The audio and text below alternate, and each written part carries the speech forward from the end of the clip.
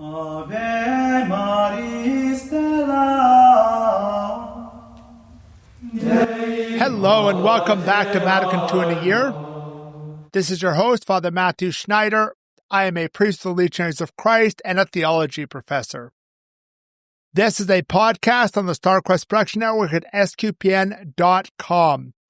Today we are on day 343 and Recovering County says 66 on justice and equality in economics. If you want to follow along, we have a reading plan and more details at sqpn.com/Vatican or frmatthewlc.com/Vatican. Yesterday we spoke about how economics is providing people with better things through technique and sophistication, but it still needs ethics.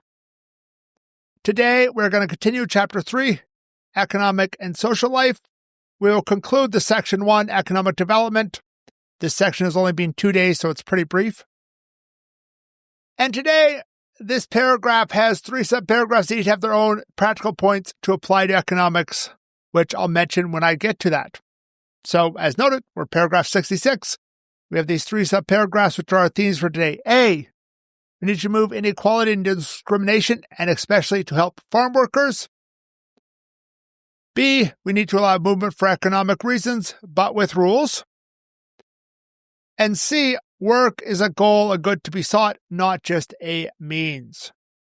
So let's get straight into A about removing inequality and discrimination. 66A. To satisfy the demands of justice and equity, strenuous efforts must be made, without disparaging the rights of persons or the natural qualities of each country, to remove as quickly as possible the immense economic inequalities which now exist and in many cases are growing, and which are connected with individual and social discrimination. Likewise, in many cases, in view of the special difficulties of agriculture relative to the raising and selling of produce, country people must be helped both to increase and to market what they produce, and to introduce the necessary development and renewal, and also obtain a fair income. Otherwise, as too often happens, they remain the condition of lower-class citizens. Let farmers apply themselves, especially young ones. Let farmers themselves, especially young ones, apply themselves to perfecting their professional skill, for without it there could be no agricultural advance. So we see in this subparagraph this idea of unacceptable inequality. In any kind of system, there is going to be inequality by nature.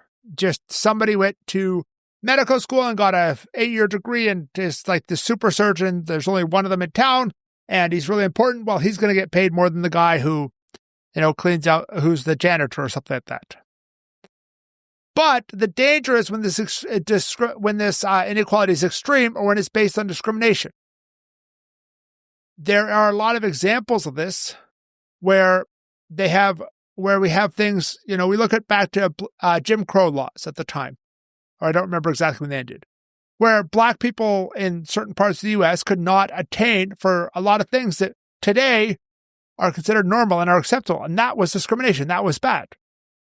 Or where you have this huge amount of inequality in this, and the people at the bottom are starving. It's really important to think of how bad the poor have it in this situation, because the poor are struggling to survive, struggling to pay their bills, to feed themselves, and not really able to do that. Then we're getting to and the rich are just opulent. We're getting to a level that is inexcusable, that needs some kind of reform, some kind of government intervention. Then over half of this paragraph is dedicated to agricultural workers and the obvious importance of agriculture and those who are farmers and things like that. There is a tendency that those in the rural areas remain poor and that becomes kind of the underclass. That has been the tendency since ancient times, that the really rich ones are in the cities. But one of the things that I think is worth noting here as well is this idea of needing to increase skill. I know on the short form videos, I've been somehow gotten a few by this farmer, and he talks, who runs a milk farm, and he talks about all the, he has a degree in milk farm management or something like that. And that's the kind of thing we're talking about, increasing professional skill here. That's a good thing. So moving on to text B, we talk about the need to allow movement for economic reasons, but with rules. Here, the movement is not really determined if it's immigration or not, because there's movement such as someone moves from West Virginia to Connecticut or Alberta to Ontario or anything like that within a country, and moving between countries. For those of you not from North America, those are just 2 states of the U.S. and 2 provinces of Canada. Anyways, let's read 66B. Justice and equity likewise require that the mobility, which is necessary in developing an economy, be regulated in such a way as to keep the life of individuals and their families from becoming insecure and precarious. When workers come from another country or district and contribute to the economic advancement of a nation or region by their labor, all discrimination as regards wages or working conditions must be carefully avoided. All the people, moreover, above all the public authorities, must treat them not as mere tools of production but as persons, and must help them to bring their families to live with them, and to provide themselves with a decent dwelling. They must also see to it that these workers are incorporated into the social life of the country or region that receives them. Employment opportunities, however, should be created in their own areas as far as possible. So we can see in this subparagraph how it talks about immigration as a good that is generally allowed. But it isn't an absolute good without rules. For example, immigrants need to integrate into the new society. I myself am an immigrant. I'm dual citizen in Canada and the U.S. I grew up in Canada. And I have definitely integrated in ways in the U.S. But at least for myself, I would argue that Canada and the U.S. have very, very similar cultures, and very little integration is needed. However, I think if you come from a culture that's more distinct from the culture you're going to, more integration is then needed. For example, if you come from a culture that is very Confucian, based on Confucius, or has certain kind of inbuilt corruption, and then you move to a country that you have to change your attitude. You have to integrate. Now, here they note the 2 aspects of this as well, that we shouldn't have discrimination about wages in this thing, and they should be allowed to bring their families. I think that right now, the Gulf oil states have a big issue with bringing Indian men to work in this way, and they are in these semi-slave states. That's a real problem. That's really bad immigration policy, really unethical immigration policy, and things like that. Now, finally, this paragraph ends noting that the ideal is, hey, we have this where we have some kind of job for them back in their homes, in their home area. That's the best. We have, economic development everywhere. I know for internal migration, and it's the same country, there has been a migration from the rural area to the cities over the last 100 years. And with the increasing mechanization of the rural areas, except for maybe remote work, that has become kind of inevitable because there's just better jobs in the cities, and we don't need as many people to farm the same amount of space as we did 50 or 100 years ago. Now, moving on to 66C, work as a goal, not just a means. Let's read it.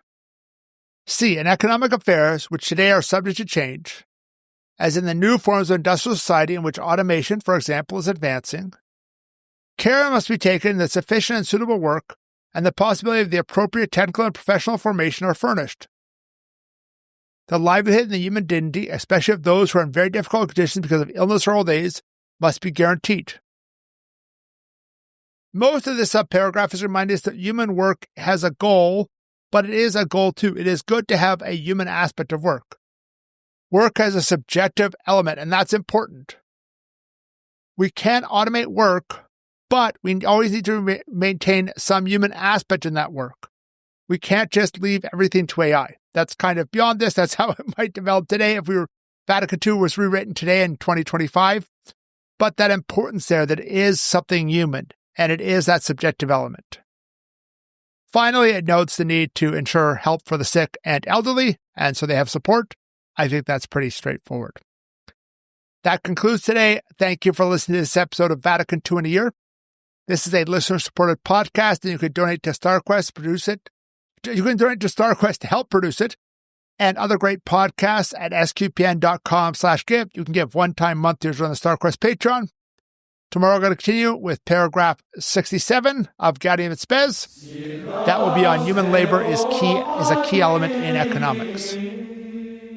Please join us then to learn more about Vatican II, which can provide a blueprint for the Catholic Church. If you want more information on the podcast, like playlists and a reading plan, go to sqpn.com/Vatican, frmatthewlc.com/Vatican, and Vatican SQPN on Facebook and X. Amen.